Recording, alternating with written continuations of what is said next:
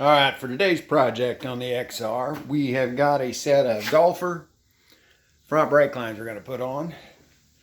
It is the standard style. I'll put the part number down in the description. About the only difference between it and the GP style is the way this hooks up here. So I'll show you when I put it on. These are the original brake lines, and while they're still in good shape, they are kind of old. And I mean, just I like braided stainless brake lines. As you can, if you squeeze these and hit the brakes, you can feel them swell. I have put on lots of braided steel brake lines, and I don't really notice that tremendous amount of difference once they're on there, but like I said, they look better. These are old, so we're just going to replace them. First thing I'm going to do, take the cap off this, and we'll pull this brake line over here, let the fluid drain out of everything. And then we'll start taking off the old lines. Get ready to put the new ones on. And the head of the factory banjo bolt is 12 millimeters. Take that loose.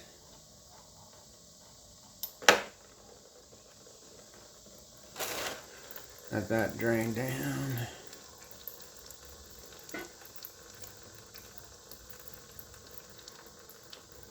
It comes with all new banjos and washers. I keep all the old stuff. You never know when I'm going to need it for a different project. Okay, we're popping the brake line loose on the opposite side.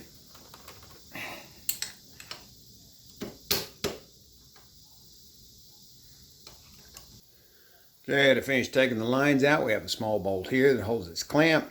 Head to it's 5/16. And then down underneath where this divider is, take out this Allen bolt. It's 3/16.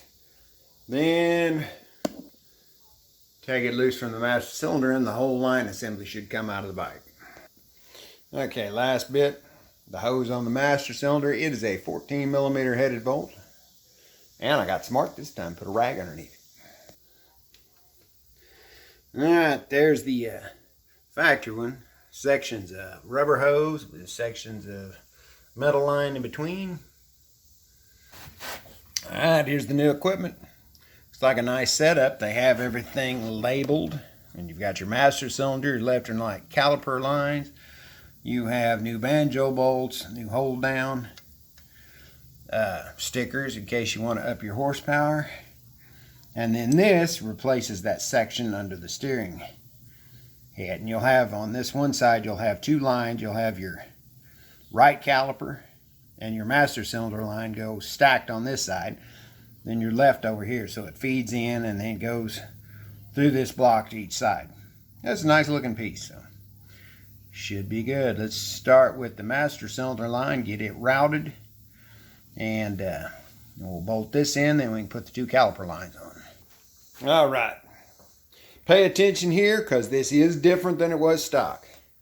The master cylinder line hooks into your master cylinder. They send a new banjo bolt.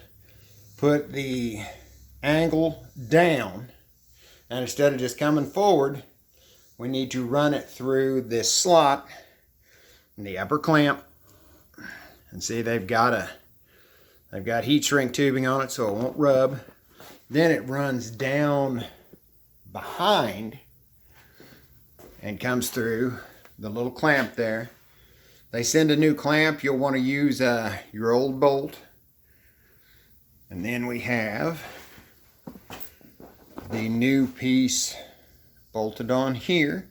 And you bring this line around and hook it into that banjo. And then put it on the inside, put the banjo bolt for the right side caliper line on the outside. Make sure to have a washer between each piece. We'll run that down, then we take the bolt out the other side and run the other line down to the other caliper. And then we need to tighten everything up and bleed it out. Right, there is the banjo bolt on the separator. Here's the line from the master cylinder, and then your line going down to your caliper. You'll want to angle this back, tighten that down so it's got a nice curve like that. This part here, I would angle it out slightly That way, as the suspension compresses, it won't try to shove the line toward your tire. And then tighten it down and put the other one on the same way on the other side. Then we'll be ready to bleed the system. All right, I do have them bled. Different ways of doing this. One that I've got right now is this little vacuum brake bleeder that I bought at Harbor Freight, and it does a decent job. You put the hose on here, and you got this little vacuum pump. You can either build vacuum and crack the bleeder open, and it'll pull air and fluid down through the hose and into that container, or you can leave it cracked open a little bit and just pump like a madman over here. That works some. It didn't get it completely, because you get a little air leakage around the bleeder valve when you're pulling vacuum on that. And whatever you do on one side, of course, got to do on the other. The problem with a system like this is you're forcing the air straight downhill. So sometimes it can be a little difficult to get it down there. You're forcing the air downhill, and these master cylinders on these bikes don't have a lot of volume. The other way that I've used for years is a little bottle with some water in it and a hose. And you can put the hose, snap it onto your bleeder. You can put the hose down in the water so it doesn't suck any air back up. And you can build a little pressure at the master cylinder and then crack this open, and it will force it out. Shut it, build some more pressure at the master cylinder. Open it and it'll blow it out. On a car, you can actually just leave it cracked and push the pedal, and it'll force everything through. Doesn't work as well on a motorcycle that way, but building up pressure and opening the valve will let it squirt out. And I mean, you don't have to have the hose in the bottle if you're going to do it that way. You can just shoot brake fluid everywhere. It'll shoot a nice stream out. But just do that until you get all the air out and you get a firm handle pressure up there.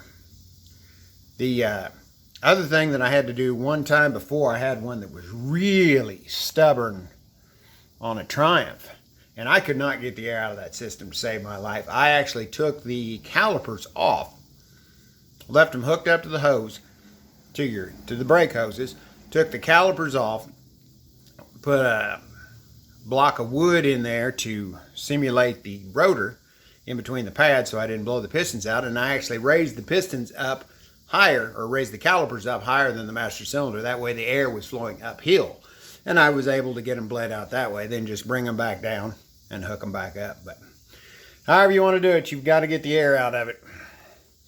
And they tend to, that always seems to me like they tend to get better the more you ride them. Because if there is any air left, it's going to tend to travel back up to the master cylinder, and then we'll go back out eventually through the valve up there. So, and while you're pumping fluid through, you've got to make sure to keep the master cylinder full. If you let that run dry, it'll suck air in the top, and you basically got to start all over again. I usually set a rag over the top, because as you're squeezing this lever, it tends to shoot some up in the air. You'll end up making a mess. But keep it full. Don't let it run dry. I'm happy with it now. It is like, 90 some degrees with like 2,000% humidity, so I'm not riding this today. I'm gonna go play with the boat. I got a boat for days like this. So next time I take this out, I'll let you know if the brakes are any better or whether I like them or not. And tomorrow should have the new line for the back half. We'll put a new Galfer brake line in there and change that rubber one out. So till then,